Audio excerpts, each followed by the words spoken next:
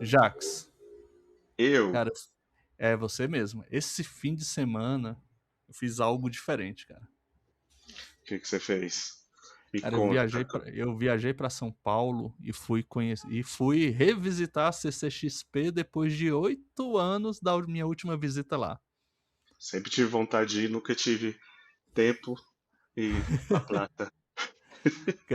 Mas Agora, aí, né, depois de mais velho, talvez, mas a gente fez uma economia, mas, cara, assim, é economia da nostalgia, né? Em 2000 e bolinha, quando eu fui, cara, eu gostava bastante, era muito diferente, mas, sinceridade, dessa vez eu não curti tanto. Eu vi quem eu queria ver, tirei foto, mas achei muito diferente da primeira vez. Talvez eu era mais novo e agora eu tô mais velho.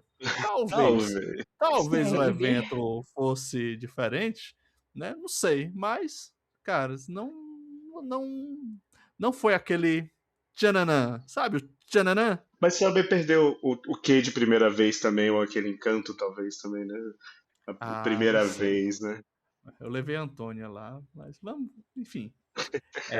CCXP, você me fisgou, me enganou. Será que eu dou outra chance? Não Eu acho que tem que sei. dar. Eu acho que Próximo tem. ano a gente sabe, hein? Eu tive esse final de semana aqui o encontro dos primos. Minha família é muito grande. Conto Então, dos primos, quantos primos? a confra dos primos, a gente faz todo ano. Vieram 39 pessoas aqui em casa, né? Poxa, Mas de que sua primo família é eram. grande.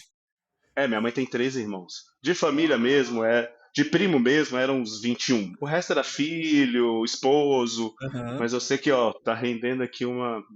Me rendeu um resfriado, porque Ai, minha ai, ai. família comeu churrasco, chegou 11 horas, comeu churrasco. 6 da tarde eu fiz carreteira e 11 da noite eu tava fazendo carne de panela. Domingo eu tava Ô, assim, já, ó. você ir numa festa dessa aí. Vou virar teu Pois primo. é, pode vir, pode vir. Mas foi ótimo. Então, assim, gente, eu quero pedir desculpa na gravação. Às vezes vai sair uma fungadinha. Eu vou ficar aqui de olho pra me mutar. Mas se sentindo a fungadinha, eu peço um pouco de empatia aí, porque tá tensa a minha voz, tá um pouco fanha, mas vamos que vamos. Vai dar E tudo aí, certo. Bia? E com Ai, não você, posso como é que. falar nada. Não posso falar nada, amiga, Ah, porque agora nesse final de semana eu também fiquei zoada. Mas, assim, foi domingo, segunda arrastado, e aí agora que eu tô melhor. Então, eita. não tô me afogando como você, mas eu tô ótima. Mas foi trash, mudou meus planos completamente, porque tinha aniversário, dezembro parece que é uma loucura, né, gente? Tem evento, confraternização, lá aniversário, é uma coisa atrás da outra. Quando você pisca Natal, Ano Novo acabou. Todo dia é E uma aí, sexta-feira em setembro, né? Uau. Você já todo reparar, dia é todo dia é uma uma sexta. sexta-feira. Todo dia é sextou, porque você tem um Cara, compromisso que você tem que nossa. entregar e você tem algum, algum evento. Aí a saúde nos primeiros dias. É, Complexo. acontece. Acontece. Mas sabe o que acontece toda sexta-feira? O que, Kleber? O que? A Eu gente tem um sempre saio do expediente, né? Sempre eu tenho o meu ponto. batido. Então vamos lá começar o nosso papo, gente. Kleber, apresenta Va- a nossa convidada, por favor. Com certeza, depois do grande sucesso do primeiro episódio, o episódio 2 vem recheado de convidados, convidadas. E hoje a gente tá com a Bia Malta. Tudo bem, Bia, com você? Oi, gente, tudo ótimo. Que prazer estar aqui com vocês nesse segundo episódio aí do Ponto Batido. Já estou aqui assiduamente seguindo, ouvindo. Esse é o primeiro eu ouvi completo e tenho certeza que os próximos eu também vou ficar super curiosa para ver o papo depois do trabalho, né? Finalmente, Ponto Batido. Com certeza. Jax, o tema de hoje é instigante. Quando eu li a pauta e vi as propostas de pauta, eu fiquei extremamente curioso e eu pensei, cara, será que eu vou ter assunto para conversar? A gente estuda um pouquinho e tenta, né? Mas a gente vai falar do que, Jax, hoje? Hoje a gente vai falar quando o mindset de startup virou moda. O que a gente Uau. entende? Ele ainda está na moda? Ele saiu da moda? Quem adotou? Quem não adotou? Ele está cropped agora? Ou ele voltou? Ou ele virou uma boca de sino? A É, ideia de trazer a Bia para conversar com a gente é um pouquinho disso, né, Kleber? A Bia tem um histórico aí de sucesso como empresária em startup e como mentora dentro de em startup, né? Bia, como é que foi para você entender esse mindset de startup quando você Cara, iniciou aí trabalhar com ele? foi muito legal, assim, porque eu sempre fui muito curiosa, né? Eu sempre gostei de entender o que estava por trás das coisas, e inicialmente, quando eu comecei a ouvir de startup, me parecia uma coisa muito distante, né? Uma coisa muito Vale do Silício, Estados Unidos, uma realidade de milhões, que não parecia estar aqui do meu lado. E aí, quando eu conheci aqui no Brasil e aqui em Brasília, pessoas que falavam disso, que não só falavam, mas que viviam isso, que me mostraram que era possível, viável, para mim foi um grande na cabeça, sabe? A minha sensação foi, meu Deus, como assim esse universo sempre existiu e eu nunca vi? Então foi louco no início da minha jornada, mas foi muito bacana porque eu vi que era possível fazer diferente e dar certo. Então isso foi um tópico que para mim me encantou muito quando eu descobri todo esse universo de inovação, de startups e de como ele é possível e apesar de desafiador, tá? Diria que é uma jornada intensa de aprendizados, mas que me ensinou muito e me trouxe aqui aonde eu estou hoje. Muito grata. Que massa, assim. A gente vê, né, que nos últimos anos essa palavra startup virou meio que sinônimo de inovação, velocidade. Vejam aqui como eu sou disruptivo, ruptura e tal. Mas será que existe mesmo esse tal de mindset de startup? Ou esse conceito virou moda, um clichê vazio qualquer? Então a gente vai falar, né, sobre por que que muita startup só fica reproduzindo esse discurso e, assim, será que as grandes empresas já internalizaram? Será que elas precisam internalizar práticas que tornam essas grandes empresas mais inovadoras, que se Exato. escala, enfim. Bia, Eu como é acho que que... isso, Hum, isso é um tópico muito legal, Kleber, de falar, porque assim, quando foi que a gente começou a falar de startups com frequência, né? Foi quando apareceram os grandes unicórnios, né? Que eram assim, empresas que cresciam em velocidades exponenciais e que ninguém estava preparado no mercado para isso. E aí a gente tem desde a área financeira, tecnológica, hoje a gente vive em funções e incluiu na nossa vida várias startups. Uber, iFood, enfim, tem infinitas aqui que a gente pode citar e que às vezes a gente nem percebe. Log, enfim, suas encomendas chegam provavelmente porque uma startup estava pensando aí na última milha da sua entrega e numa gestão mais eficiente dos pacotes e em como fazer esse processo melhorar. Então, as startups elas olharam para o que já era visto e uhum, que já era percebido como um problema, mas que parecia menos prioritário, né? Então, tinha um nível menor de prioridade ou que muitas vezes as pessoas nem enxergavam o tamanho da oportunidade, né? E aí a gente vem falando dos grandes mares azuis que existiam, né? E isso tem um livro que fala sobre isso, que é o Oceano Azul, aham, maravilhoso, super indico, que fala sobre isso, sobre as oportunidades e os tamanhos de mercado, né? Lá atrás, quando a gente começa a falar de startup, a gente tinha muitas empresas tradicionais que faziam o mesmo trabalho há muito tempo. Então, a gente tinha táxis que estavam acostumados a pegar um passageiro, cobrar ali uma bandeira um, dependendo do horário, uma bandeira 2, 3, 4,5. Se você for gentil, olha lá que tem desconto. É, e aí a ah, gente vem com proposta de plataforma que conecta o problema à dor, né? Então, quem tem a dor, a solução, né? É de fato quando uma conexão entre pontas, pensando em uma jornada mais fluida, pensando em uma experiência de usuário, que eram tópicos que até então não se falava muito. Eram matérias e disciplinas que, com certeza, ganharam muito mais visibilidade quando essa inovação ganha força, né? sim, Esses unicórnios, eles vêm desse lugar de conseguir reproduzir o que deu certo. E não se contentar. Eu acho que essa é a grande questão das startups, né? A questão do inconformismo positivo, né? Lá no Vale do Silício tem uma frase muito famosa que é hum, raise the bar all the time. Então, suba a barra o tempo todo. a gente atingiu um bom nível, beleza, qual que é o próximo? A gente ficou bom nisso aqui, o que que a gente vai melhorar agora? E o que que a gente vai fazer agora para crescer ainda mais, para melhorar ainda mais? Tem um pouco de ganância envolvida, E mas é muito legal esse mindset. Eu acho que isso gerou muito impacto, porque eram coisas que Uhum, então passavam. então a gente pode dizer, pensando aqui um pouquinho, escutando a sua fala, Bia, que as grandes empresas elas não tinham inovação ou elas já tinham e as startups deixaram muito mais claro tanto que a inovação era lucrativa. Pensando, saindo só do ambiente de startup, o que, que vocês imaginam que quando eles olharam e falaram, a gente precisa sim. investir ou a gente está investindo errado? Ou assim, Legal. eu quero, né, sabe o conceito estético de startup, assim, que vem no pelo menos Parece bonito, né? no meu senso comum, né, eu quero uns puffzinhos, uns Ai, uma sala videogame, uma divertida. salinha que parece cool, que legal, né, umas Já me paredes, tinha, né, tá? tem uma identidade estética, né, mas e aí? Legal, legal. Eu acho que tem muitas coisas envolvidas aí, né?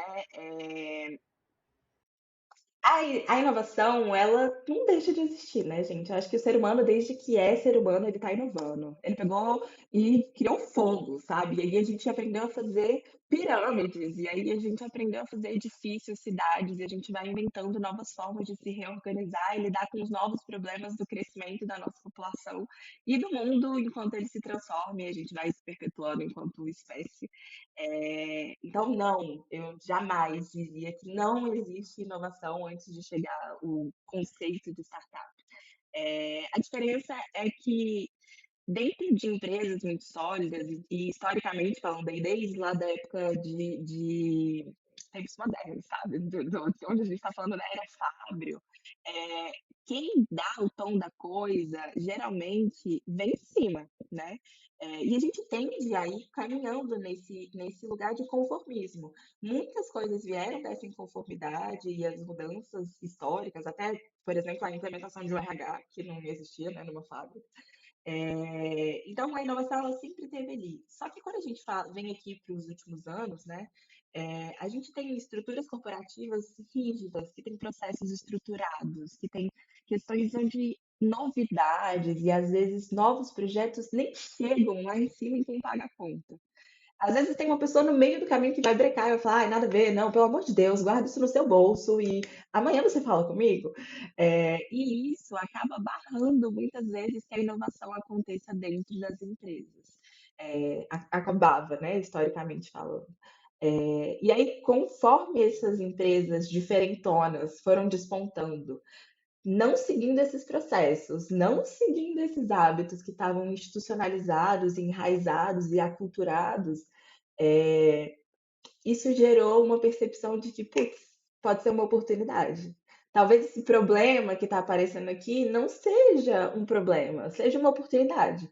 E eu acho que isso vem muito desse pensamento de inovação, vem muito desse pensamento de startup. Respondi? Nós estamos aqui construindo conhecimento junto, aprendendo com você, né, estamos aqui para trocar ideia.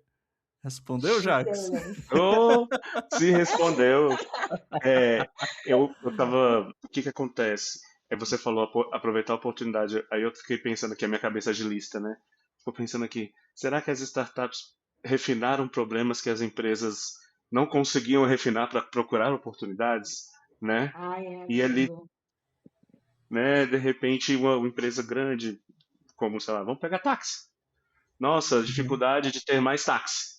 Tá, não tem táxi porque não tem licença, a licença taxista é caro, tinha todo esse BO. De repente a Uber falou, Uhum. gente, dá um celular e um A mudança carro. de carro que tem aí, gente, pelo amor de Deus. Nem todo carro precisa ter uma bandeira. Então Exato. eu não diria que refinaram, amigo, mas eu acho que olharam com outros olhos, sabe? Uhum. Eles olharam por uma ótica, de fato, de percepção de oportunidade, né? A gente se acostuma com as coisas que a gente vê todo dia. Isso é um fato. Se eu deixo um negócio aqui, o copo dorme todo dia do lado da minha cama. Aquilo me vira um hábito e a gente vai se acostumando. É, E aí eu esqueço que se eu esbarrar nesse copo, eu posso derramar e olhar um monte de coisa. Então eu vou ignorando os problemas que vem ali com o copo que está do lado da minha cama. Porque aquilo ali virou um hábito, a gente se acostuma. E eu Uhum. acho que é um pouco sobre isso, sabe? Então, tem sim um refinamento de percepção de dores que com certeza já tinham sido mapeadas. Mas tem também essa mudança de ótica mesmo, de profundidade do problema, sabe? Então, é muito legal porque isso soa muito com a questão do design thinking, né? Então, de você esgotar o problema, explorar o problema, abrir esse diamante, perguntar, perguntar, perguntar, explorar, explorar, explorar, para depois você definir o problema real ali, para só então você pensar em solução. Eu acho que todas essas coisas se conectam muito porque a gente está falando dessa nova era de trabalho, que traz essa nova questão do jeito de trabalhar, do jeito de pensar as coisas, sabe? Então, eu acho que é um pouco sobre isso, sobre o quanto a gente explorava. Porque às vezes a gente enxergava um problema e a gente falava, beleza, esse é o problema. E a gente não ia lá investigar esse problema com profundidade para falar, caraca, quem fez esse problema? Por que está vivendo? O que está acontecendo? O que acontece antes? O que acontece depois? Então, eu acho que tem uma questão de profundidade, sabe? Então você acha, né, assim, dentro do que você trouxe aí, né, você já trouxe algo a respeito, né, de design thinking, que é, enfim, não vou chamar de método, né, mas é uma grande corrente de pensamento que fala, né, da gente conseguir estruturar um pensamento, né, de fazer esse desenho, da minha tradução maluca aqui, que paira na minha cabeça, né? Mas assim, a gente vê uma velocidade dentro do ambiente startupeiro, né, do ambiente das startups, essa coisa de, cara, deixa eu testar algo. Você trouxe, né? Eu estou vendo um problema, deixa eu começar a me aprofundar no problema, nas pessoas que enfrentam esse problema, lançar algo com um produto com uma certa velocidade para testar aquilo o mais cedo possível, por mais que esteja inacabado, para extrair aprendizado. E eu li uma frase hoje de manhã, por sinal, assistindo um vídeo de uma sketch de humor enquanto Aque- lavava louça, né? Aqueles vídeos que a gente fica trocando no Instagram, né, Kleber? Mandando vídeo de RH, Gente, eu e o É, Kleber, a gente troca muito vídeo de isso, sacanagem muito de ambiente de corporativo. trabalho, gente. Ai, Corporativo, gente, você pode fala, fazer um grupo? vamos! Memes de ambiente de trabalho. Eu amo! É, tem bastante. E aí, nesse vídeo de humor, né, o humorista lá, o Renato Albani, né, ele falou sobre, cara, vamos focar em alguma coisa que funciona e depois a gente foca em alguma coisa que escala. É mais ou menos isso que a mentalidade de startup, o pensamento de startup fala, e Total. isso, será que as grandes corporações conseguem trazer esse tipo de ação, de mentalidade de ação para o dia a dia delas? Eu vou te ser muito sincera, para mim a maior fronteira entre um mindset de startup e um mindset corporativo é o tempo de tomada de decisão. Quando a gente tem uma corporação muito grande, a gente tem vários níveis hierárquicos, e isso envolve tempo para discussão, Pedir as envolve bênçãos, né? Oh, eu posso fazer isso exato. aqui, Então, me dá. eu acho que a gente considera, existem startups que são feitas de um único founder. Existem startups que dependem do founder só, e do founder, e às vezes o perfil ali perfeito, que tem hustler, hacker e hipster, mas que são os perfis, gente, desculpa, quando eu falo de startup, começa essa sopa de letrinhas, esse negócio, um monte de coisa em inglês, mas basicamente são os três perfis de sucesso, que é um negociador, uma pessoa que entenda de tecnologia e uma pessoa que entenda muito do problema, né, que ela se Peraí que eu tô apaixone no anotando. problema. Negociador. É verdade, eu tô anotando, ó. Negociador, uma É uma pessoa de pessoa tecnologia. uma pessoa de tecnologia e uma pessoa que entenda sobre o problema que aquela empresa vai resolver, de alguma forma, né. Então, por Hum, exemplo, trazendo aqui a questão que a gente estava falando da Uber, então que entenda sobre mobilidade urbana, que entenda sobre, como a gente pode fazer essa questão do match dos passageiros com o carro e afins, né. Então seria uma pessoa que entenderia mais de negócio. Certo. Esse seria um perfil ideal, assim, quando a gente vai falar de investimento e afins. Então, a burocracia para botar uma coisa na praça é muito menor, galera. Então, Uhum. a diferença para mim tá aí, é na burocracia. A gente consegue definir hoje, testar amanhã, aprender com isso amanhã e já buscar no dia seguinte mudar alguma coisa para melhorar o que aconteceu. Então, isso encurta muito o tempo de aprendizagem. Quando a gente está falando do timing, com certeza, dentro de uma estrutura menos burocrática, a gente consegue acelerar muito as transformações. Então, é por isso que existe produto que nasce e em 3 meses ele já está dando super certo, já está captando Uhum. investimento, de repente a empresa já está crescendo e no primeiro ano ela vai dobrando suas vendas e tem um monte de questões envolvidas nisso. Aham. E é daí, gente, é da questão da desburocratização do contato com o cliente. Então, dentro de corporações muito antigas, até então a gente mal falava com o cliente, a gente veio falar de NPS outro dia, sabe? Então a gente tinha uma questão que é fale com aqui, manda um e-mail para tal coisa, saque não sei das quantas. Mas é uma coisa que era longe a comunicação do cliente com o cara que estava vendendo para ele, ou quem estava pagando a estrutura que entregava alguma coisa para ele, uma solução no final para ele. Então, essa aproximação do cliente, do problema, também traz muita propriedade para conseguir entender a urgência, a priorização, o que está doendo mais nele, o que eu preciso resolver primeiro. Uhum. Será que eu preciso ter mais carros ou será que eu preciso ter um preço baixo? Será que eu preciso ter mais usuários ou será que eu preciso ter uma plataforma que esteja estável e que esteja garantido que sempre que ele procurar lá, ele vai conseguir usar? Aham. Então tem uma questão de prioridades. E aí é isso, a gente vai testando pequeno, faz MVP, melhora esse MVP, testa de novo, vai aprendendo. E aí lembra que eu te falei do Raise the Bar all the time? Raise the Aham. Bar. Testou essa, beleza, e qual que é o próximo? O que a gente vai fazer Ah, melhor agora? mas tem uma questão, né, Jax? Jax, imagina aí, cara, assim, nas grandes corporações, tá? Vem comigo. Não Se, conheço, não conheço, nunca vi. e, e, e, e se cada equipe dessa grande corporação se comportar como startup, Jax, como é que se dá o Aí a cenário? gente traz os nomes todos em inglês, super divertidos, squads, e não sei o que, dá aquele banho de loja de startup primeiro, fala um pouquinho das expectativas, que quer que aquela equipe crie tudo para amanhã. Não, brincadeiras à parte, eu acho que grandes empresas bebem muito da fonte de startup, e startups também podem beber muito da fonte de pequenas empresas. Beleza. Essa parte que a Bia falou que da burocracia, né, para algo entrar em produção, vou falar em produção numa grande empresa, é muito diferente da startup, porque a gente enxuga bastante a estrutura, né? Mas A Uhum. existe startup governança, enxuta, tá aí o livro, galera. né? Exatamente. Mas existe a governança, tá por aí, né, Cleber? Tá Existe por a aí. governança que grandes empresas têm que, em algum momento, dentro de uma startup, quando ela vira unicórnio, ela vai precisar ter. Com Em certeza.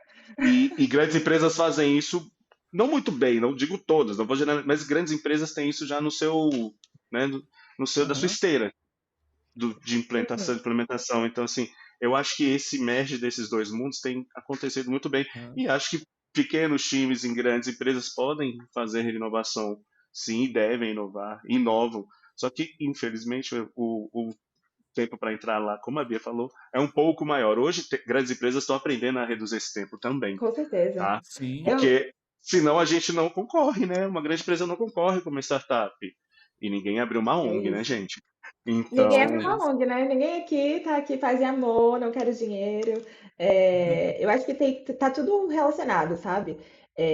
Eu acho que nada se perde. A gente vai acumulando aprendizados. Então, a gente entendeu que aquela estrutura fábrica que a gente estava falando lá no início da nossa conversa, ela não era mais funcional. E aí a gente vem melhorando, a gente vai estruturando, a gente vai aprendendo novas formas. E o mercado ele vai se regulando, né? Então, a gente vai entendendo novas formas de aprender com o que está saindo lá na frente. A gente pode trazer um exemplo aqui agora. A gente está falando sobre a bolha da IA que está prestes a estourar, assim como a bolha da internet estourou lá Será? Vou atrás. ser polêmico. Ah, Será? Vem aí!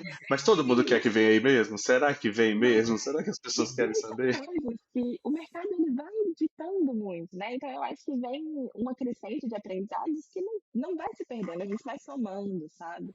E eu acho que esse aprendizado que a gente teve com as corporações que despontaram e escalaram e aprenderam a replicar seus processos com qualidade para gerar ainda mais valor, aumentar o número de clientes, aumentar o número de faturamento e afins, eh, foi muito bem acolhido, assim. Eu acho que tem um time de aprendizagem e de internalização e também de acreditar, sabe? Aham. Porque é difícil fazer diferente, gente. É muito É difícil muito mudar, difícil.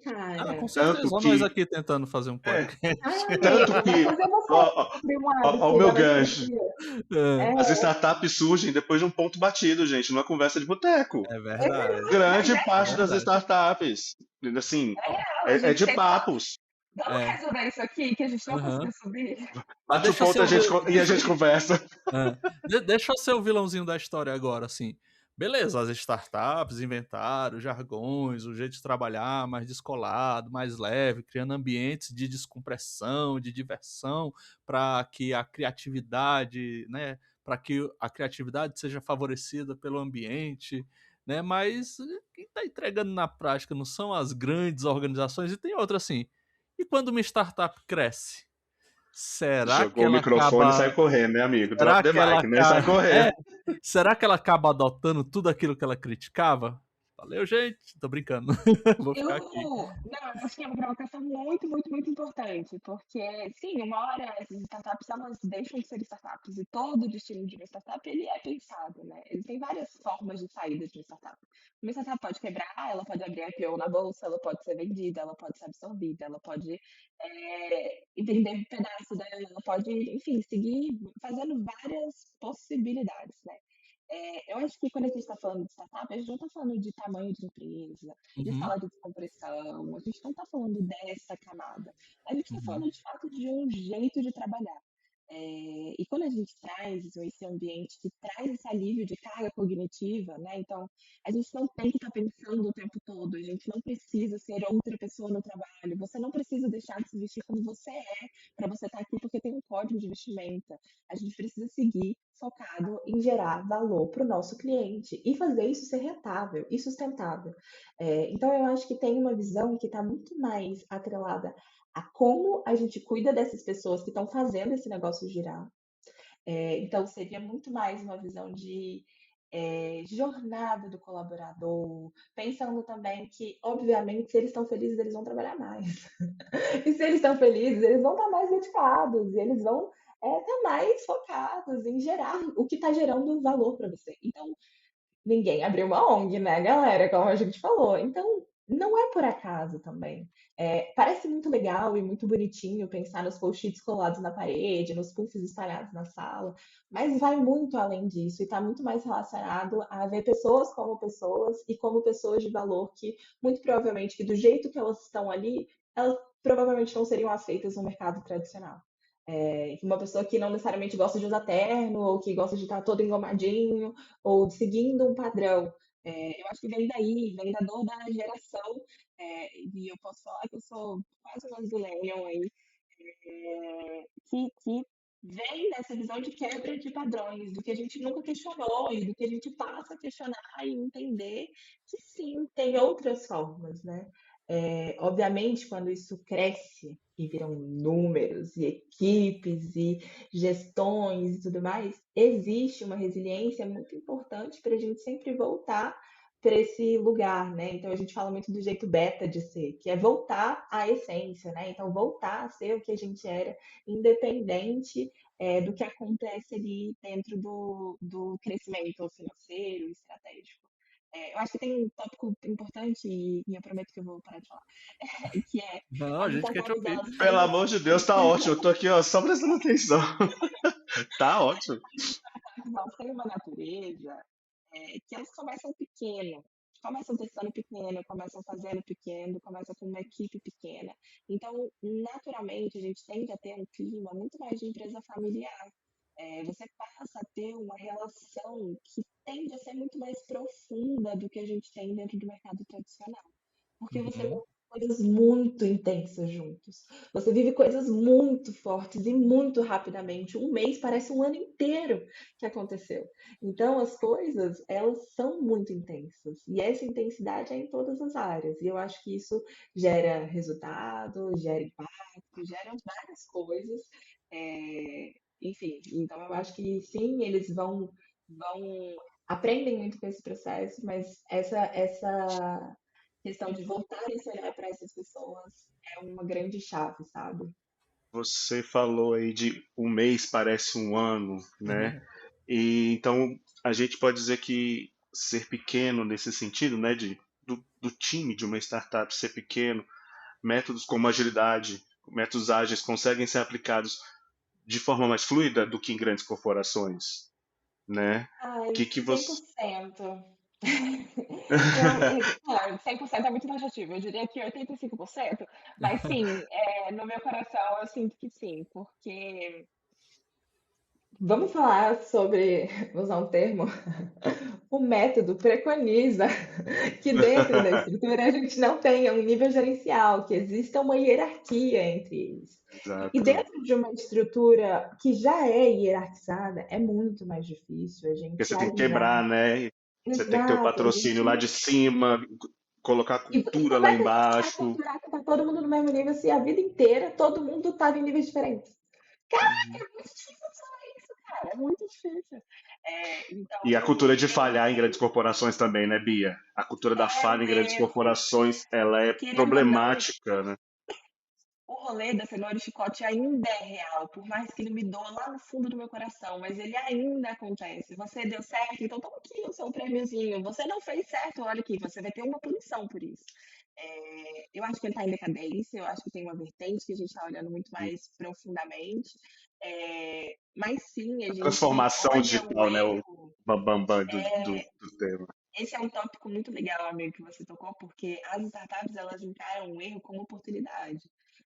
Obviamente, se isso vai quebrar a empresa, não deixa de ser um erro, mas é um erro.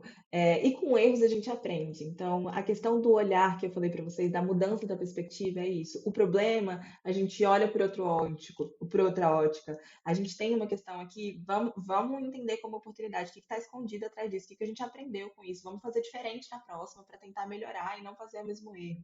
Então, é isso. Testa rápido, valida rápido, para errar rápido, mudar rápido e colocar de novo na rua rápido.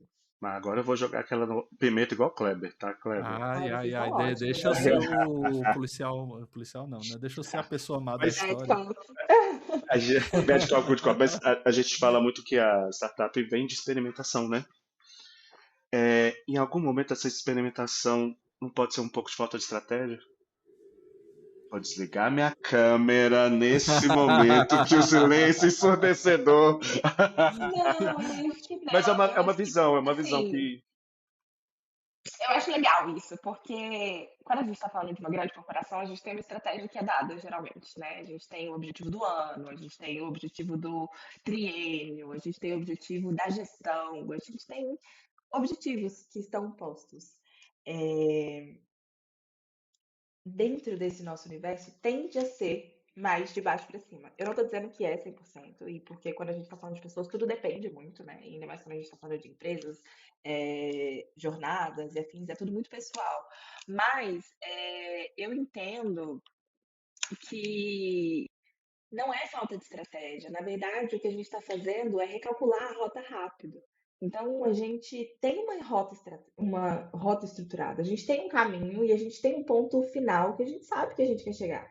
Quer fazer o cliente feliz, é fazer ter mais dinheiro em caixa, é conseguir captar mais, é conseguir crescer, piriri. Então, todos esses tópicos, eles são muito claros. Mas aí, se eu tentei por esse caminho aqui, não deu certo, eu vou mudar minha rota.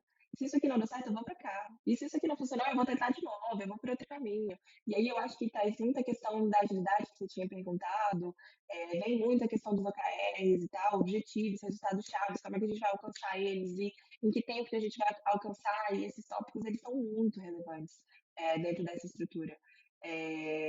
E aí eu acho que tem um outro tópico que é bem discrepante, que em geral a gente acaba em organizações muito grandes acompanhando muitos dados, muitas métricas. E às vezes métrica demais não é métrica nenhuma, né? Porque se a gente está olhando para tudo, galera, o que a gente está olhando mesmo? Misericórdia! Então, eu sinto que é tipo o painel do Power BI, sabe? Você tem 79 gráficos, você não sabe para onde você olha primeiro, o que você ataca primeiro. E dentro desse universo, a gente consegue ver mais rápido, né? De uma certa forma. Enfim, não sei se eu me alonguei um pouco nessa discussão, Não, de forma alguma. mas é um pouco sobre isso. Eu acho que tem muito a aprender, sabe? Eu acho que a corporação tradicional e etc., ela chegou até aqui por um motivo, né? A gente não pode falar Sim, nada que invalide toda essa história. Eu acho que todas essas grandes empresas e, e corporações, elas têm uma cultura, têm uma estrutura que funciona. E o que a gente está propondo não é que isso deixe de existir, é que Uhum. a gente tenha espaço para colocar mais gente nesse lugar do que deu certo. Porque antes Sim. essas empresas pequenas, elas só quebravam e eram esquecidas.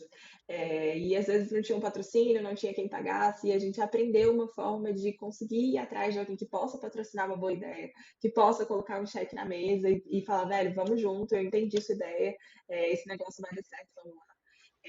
E isso é muito, muito legal, porque traz uma oportunidade e uma diversidade para o mercado que até então era muito menor. E eu acho que isso só tem de aumentar, sabe? Eu acho que a cada dia a gente tem tá abrindo mais espaço para a galera chegar no lugar do deu certo. Porque antes parecia que esse escopo era muito pequeno, era só para alguns. E não, são várias aham. empresas que podem dar certo e virar e ser uma empresa de milhões. Enfim, todos esses tópicos. Eu acho que é um pouco disso. A gente está ampliando o espaço. Então, Sim. assim, a gente, voltando no nosso tema do início, então, o mindset da startup virou moda. Mas ele não é o Amigo, cropped, ele não é. Ele é o calça jeans e uma camiseta branca que pode ser usado em De várias shopping. situações. Né? eu diria que é temporal, tal qual o Britney e Justin Timberlake Jeans, sabe? Aham. Aham. Então, eu acho que a gente aprende e continua aprendendo e entendendo o impacto que isso tem no mercado e nas culturas e nas pessoas e no jeito de trabalhar e etc. Mas eu acho que virou moda porque as pessoas olharam e falaram, caraca, que diferente! E olha só, esse Uhum. negócio tá dando dinheiro, parece legal, as pessoas estão dando certo. Porque no final das contas a gente vive em uma área capitalista, né? Então o dinheiro ele é muito relevante nessa estratégia. E tem quem está financiando por trás, né? Eu acho que isso é um tópico que a gente não pode deixar de fora, que é tem dinheiro entrando, esses fomentos eles estão chegando e agora já não são mais fomentos que vinham de grandes empresários. Hoje em dia a gente tem papéis como investidores anjos, que às vezes conseguem ajudar com 5, 10, 20, 30, 100 mil reais, que vai mudar a história de uma empresa para sempre.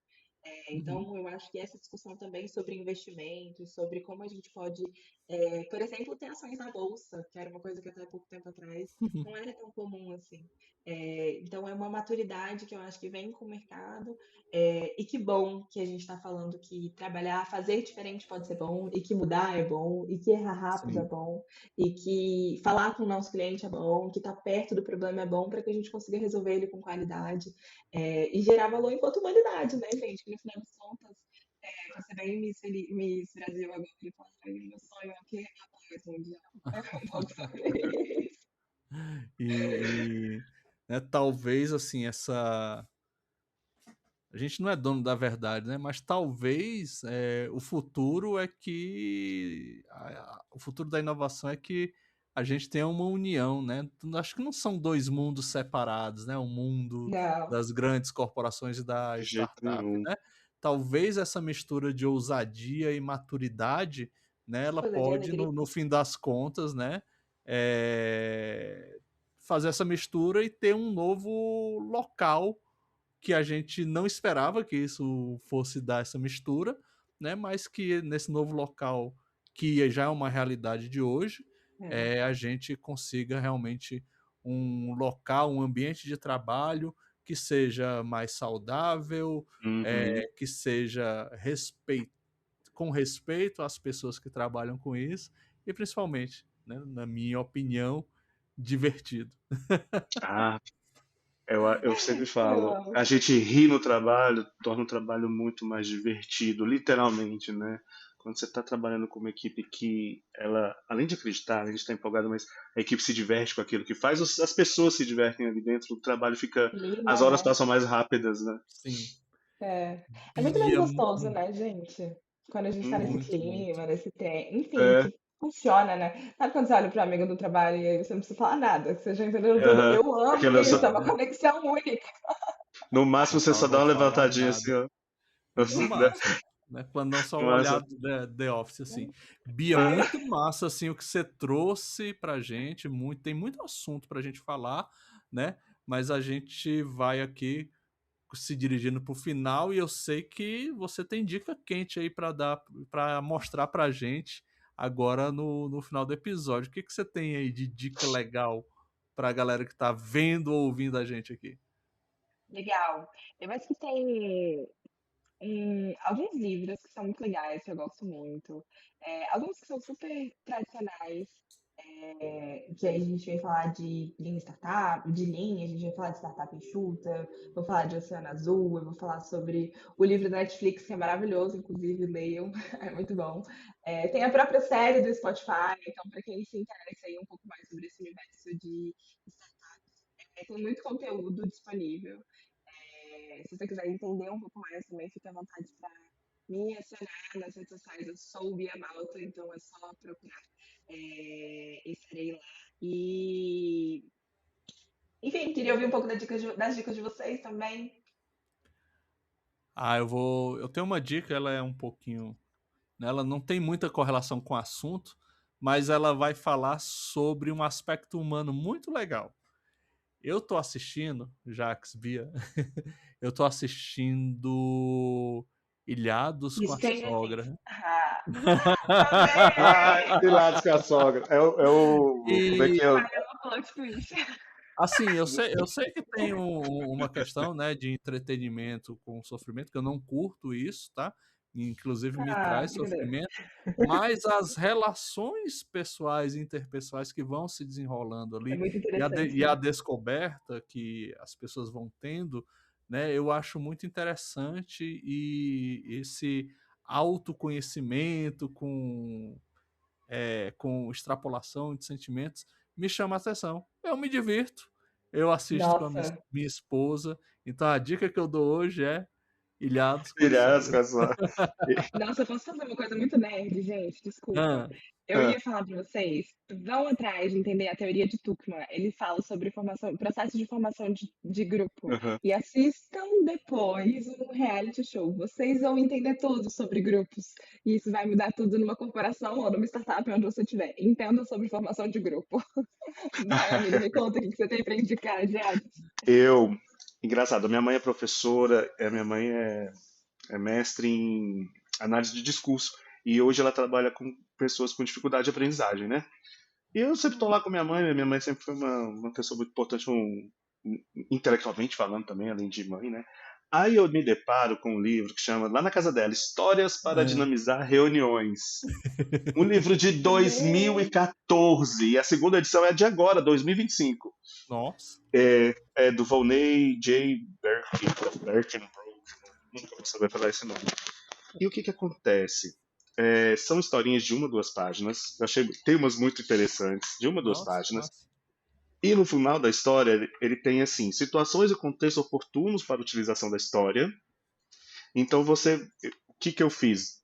Eu tenho uma, acho que é retrospectiva essa semana que vem, né? E eu fui dando uma olhada nas situações, sabe? Ah, Para trazer alguma coisa diferente e pegar um livro que em tese é antigo. Mas, gente, é super atual. É que, por exemplo, olha, situações. A importância do sonho na instituição. A instituição não pode ser alheia ao sonho das pessoas. Então aqui fala em alguma coisa. E o outro tópico que tem é sugestões de questionamentos e reflexões. Então, dependendo da história, ele traz aqui. Que Já massa. ocorreram situações de sonhos terem impulsionado a instituição que você trouxe, seu sonho. Ok, que maluco, que Que interessante. E o livro de massa. 2014, sabe? Então, eu tô achando super divertido ler esse livro, porque é de 2014, ele tá muito atual. Tanto que a segunda Mas edição dele é agora de 2025. Alguém falou, uhum, cara, ainda tá atual. Então, assim, ainda bem, eu ainda gente. estou lendo, são várias historinhas, mas eu digo pra vocês, vale a pena dar uma pesquisada aí nesse livro, tá?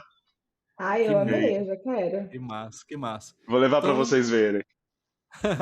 se você curtiu esse episódio, compartilha com alguém, Curte, não comenta, compartilha. avalia aqui embaixo, tá? Coloca as estrelinhas se você está ouvindo ou vendo a gente no Spotify. A gente também está no YouTube e no Apple Podcasts. Estamos aí, né, ampliando. Então compartilha esse episódio, diga pra gente o que você mais curtiu e você, né? Será que você tem uma mentalidade de startup? Será que você reconhece, acredita isso? Porque esse foi o nosso assunto de hoje, e no final das contas esse ponto tá batido, né, Jackson? Demais. Obrigado, Kleber, pela parceria. Bia, obrigado por ter disponibilizado esse tempo aqui com a gente. Sei que você tá com a bebezinha aí que já deve estar dormindo. Manda um beijo para Anabela, tá bom? Pode Obrigado deixar. mesmo, a Bia Imagina, aí. gente, eu que E agora agradeço. faz seu merchan, Uma fala suas redes delícia. sociais, faz seu merchan, suas redes sociais, o que vem por aí, quem é, o que que a gente pode achar, onde a gente acha a Vem Bia. por aí. Gente, vocês me acham no LinkedIn. Lá eu sou Ana Beatriz Malta. Lá no Instagram eu sou Bia Malta, esse é o arroba mesmo. Pode procurar. Bia Malta em todas as redes sociais, então se vocês quiserem entrar em contato comigo, fiquem à vontade.